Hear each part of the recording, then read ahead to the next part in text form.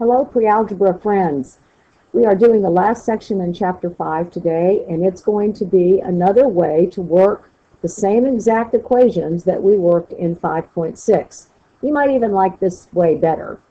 So the first thing I want you to do is I want you to look at your 5.6 notes. So you will need to get those out while I'm talking here, stalling for a minute. Get your 5.6 note sheet out.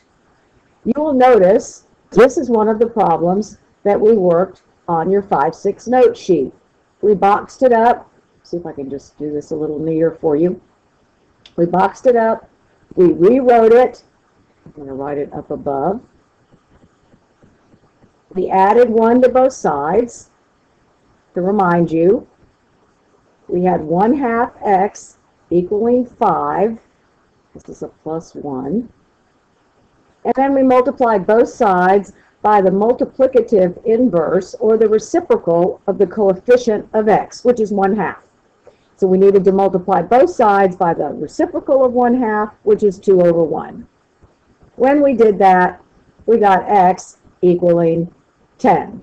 5 over 1 times 2 over 1. Well, there's another way to work this exact problem. Like most math problems, there's more than one way to work it. The way that we're going to learn in 5.7 is to clear out the fractions by multiplying every single piece of our equation by the LCD of the denominators. So let me show you what that looks like with these first couple examples, and then maybe I'll come back to this guy right here and we'll work him the other way as well. So to remind you, you're going to box it up. You're going to rewrite it.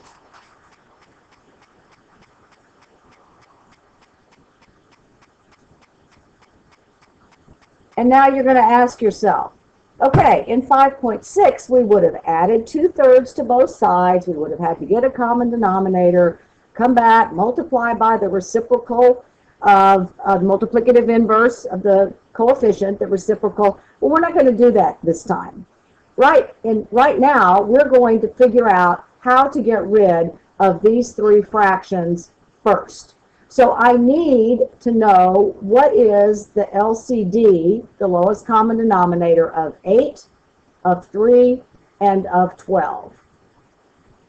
So if you remember our LCM method, 2 cubed is that guy. 3 to the first is this guy right here. And 12 is 4 times 3, which is 2 squared times 3. So if we were I'm going to try to box those up for you. I'm kind of running out of room here. That was 2 cubed. That's 3. And that's 2 squared times 3. The LCM is each base that we see. I see just a 2 and a 3, but to the highest exponents that we see. So I see 2 is cubed, and 3 is to the first. So 8 times 3 is 24. 24 is our LCD.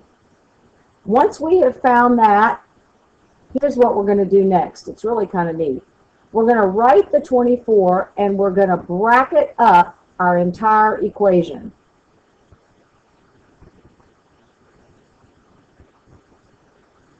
And remembering that if we multiply each term of our equation by the exact same thing, we haven't changed the value of it. It's legal. We can do that. So let's do it and see what happens. When we multiply, let me go over here for a second. When we multiply 24 over 1 times 3 over 8 times x over 1, what happens? Well, we end up with a single fraction bar. We end up with 8 times 3 is 24. There's the other 3. There's the x. And there's the 8. The 8's cancel. And we end up with 9x. No denominator. How nice. If we do that, so we've distributed that piece. Now we have to distribute him to this piece. If we do the same sort of thing, erase that. We do a multiplication, 24 times negative 2/3. Single fraction bar, my product is negative. This is like 24 over 1.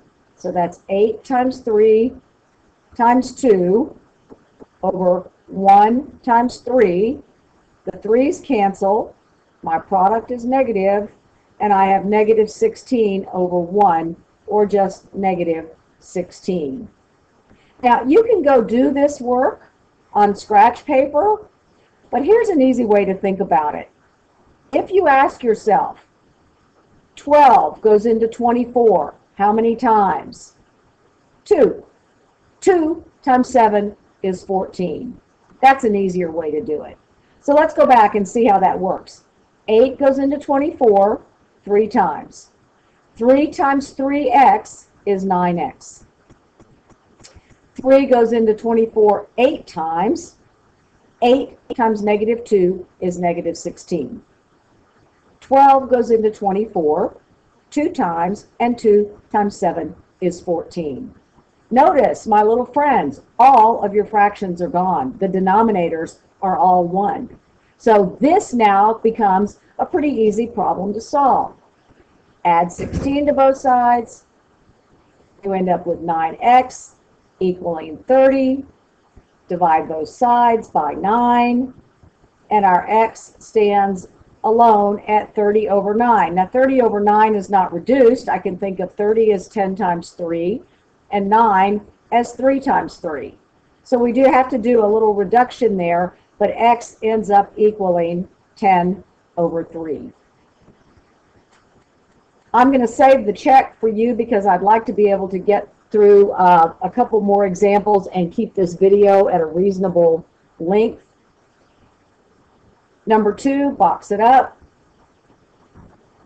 Rewrite 1/2 x plus 7/10 equals 4/5.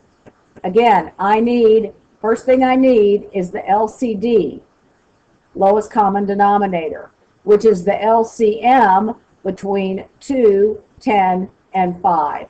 And this one's probably pretty easy for you to see. It is 10.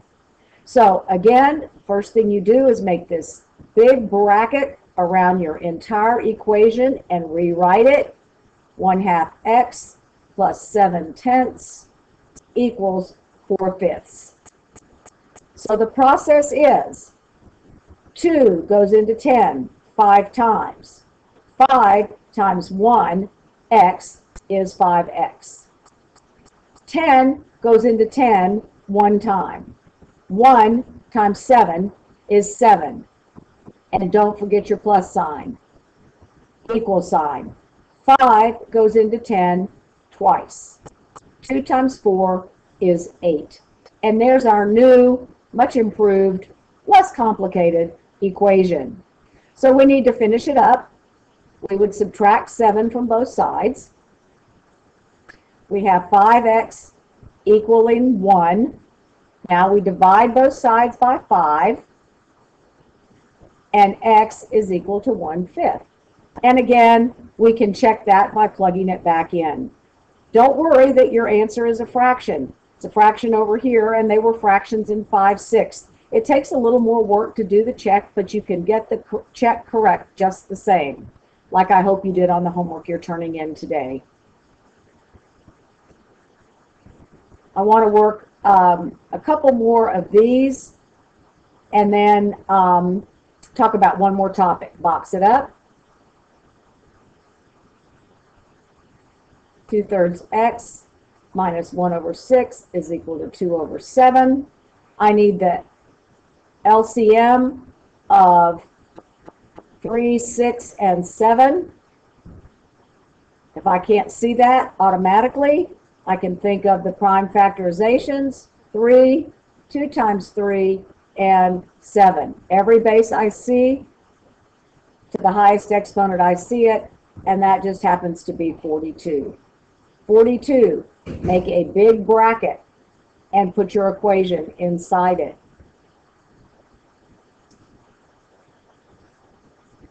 Ask yourself, how many times does 3 go into 42? The answer is 14.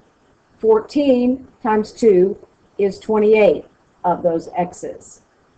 6 goes into 42 7 times. 7 times 1 is 7. And don't forget your negative sign. Whoops. Here's your equal sign. 7 times 6 is 42. 6 times 2 is 12. And there's your new equation. Much simpler. Plus 7, 28x equals 19. Divide both sides by 28. And x is equal to 19 over 28.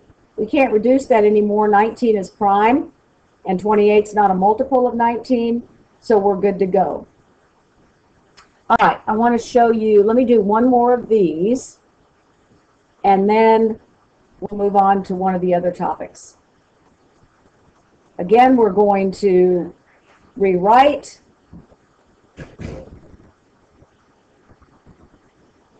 This time my x is over here, but that's okay. Common denominator between 11, 4, and 11 is 44. Bracket it up and write a 44. Now ask yourself, each denominator, how many times does it go into 44? 11 into 44, 4 times. 4 times 6 is 24. 4 into 44 is 11. 11 times 1 is 11. Don't forget your plus sign. Don't forget your equal sign. 11 into 44 is 4. 4 times 7x is 28x. Pretty easy, huh? Subtract 11 from both sides, and we get 13 is equal to 28x. Divide both sides by 28. And we get x is equal to 13 over 28, a very fine fraction. All right, I'm going to leave these for you to do, but I do want you to notice that 2 is 2 over 1 and 12 is 12 over 1 when you're clearing out your denominators. This is negative 16 over 1, and this is 8 over 1. And then you'll work those exactly the same way. There's one more set of problems I want to do for you. And this is clearing out decimals. We've been talking about clearing out fractions, but we're going to clear out decimals in a similar manner. If I would prefer to work with this equation without any decimals in it whatsoever, I am going to multiply through by a power of 10. And the power of 10 I'm going to choose to use is going to be one that will get my the most amount of decimal of places behind the decimal point cleared out. So if I only multiplied through by a 10, this guy would still be 51.4.